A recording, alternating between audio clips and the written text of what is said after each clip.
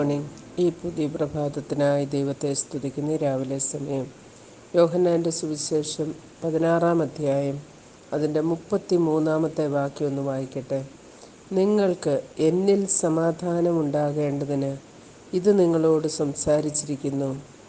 ലോകത്തിൽ നിങ്ങൾക്ക് കഷ്ടമുണ്ട്, എങ്കിലും ധൈര്യപ്പെടുവീൻ, ഞാൻ ലോകത്തെ ജയിച്ചിരിക്കുന്നു. കർത്താവ് ഈ ലോകത്തിൽ നിന്ന് പോകുന്നതിന് മുൻപായിട്ട് തൻ്റെ പ്രിയ ശിഷ്യന്മാർക്ക് കൊടുക്കുന്ന ഒരു വിലയേറിയ വാഗ്ദത്തമാണിത്. അവിടെ കർത്താവ് ആദ്യം പറയുന്നത്, നിങ്ങൾക്ക് എന്നിൽ സമാധാനമുണ്ടാകണം. നാം പലപ്പോഴും സമാധാനത്തിനായി മറ്റ് ചില കാര്യങ്ങളിലേക്ക് നമ്മുടെ ശ്രദ്ധയെ തിരിക്കുന്നവരാണ്.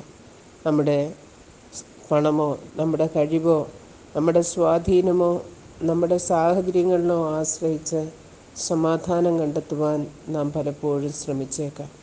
എന്നാൽ ഇവിടെ കർത്താവ് പറയുന്നത്, നിങ്ങൾക്ക് എന്നിൽ സമാധാനം ഉണ്ടാകണം. കർത്താവിലുള്ള സമാധാനം.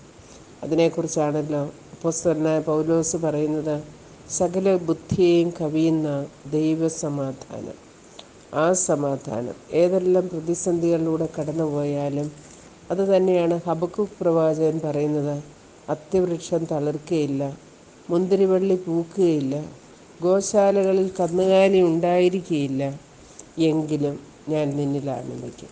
യഹോവയായ കർത്താവ് എൻ്റെ ബലമാകുന്നു എന്ന് പറയുവാനിടയാകുന്ന ആ സാഹചര്യം, അതാണ് ദൈവം നമ്മിൽ നിന്നും പ്രതീക്ഷിക്കുന്നത്. ഞാൻ ദൈവത്തിൽ ഘോഷിച്ചുല്ലസിക്കും. കർത്താവ് എൻ്റെ ബലമാണ്, അവൻ എന്നെ ഉന്നതികളിന്മേൽ നടകൊള്ളുമാറാക്കുന്നു. എൻ്റെ ജീവിതത്തിൻ്റെ ഏത് സമയത്തും ഏതവസ്ഥയിലും കർത്താവ് എന്നോട് കൂടെയുണ്ട് എന്നുള്ള ആ ധൈര്യം. അതുപോലെ തന്നെ വീണ്ടും കർത്താവ് പറയാണ്, ലോകത്തിൽ നിങ്ങൾക്ക് കഷ്ടമുണ്ട്. ഈ ലോകം പ്രശ്നസങ്കീർണമാണ്. ഇതിൽ പലതരത്തിലുള്ള ക്ലേശങ്ങളും കഷ്ടങ്ങളും നാം ഓരോ ദിവസവും അഭിമുഖീകരിച്ചേ മതിയാകുകയുള്ളൂ. എന്നാൽ അതിൻ്റെ മധ്യത്തിൽ ധൈര്യത്തോടിരിക്കണം, നിരാശപ്പെട്ടു പോകരുത്, പതറിപ്പോകരുത്. വേറൊരു ഭാഗത്ത് കർത്താവ് പറയുന്നുണ്ടല്ലോ, നിങ്ങൾ ഇടറിപ്പോകാതിരിക്കുവാൻ ഇത് ഞാൻ നിങ്ങളോട് പറയുന്നു. നാം ഇടറിപ്പോകാതെ ആ സ്ഥിരതയോടുകൂടി നമ്മുടെ വിശ്വാസ ജീവിതം നയിക്കണമെന്നുള്ളത് കർത്താവ് നമ്മെക്കുറിച്ച് ആഗ്രഹിക്കുന്നു.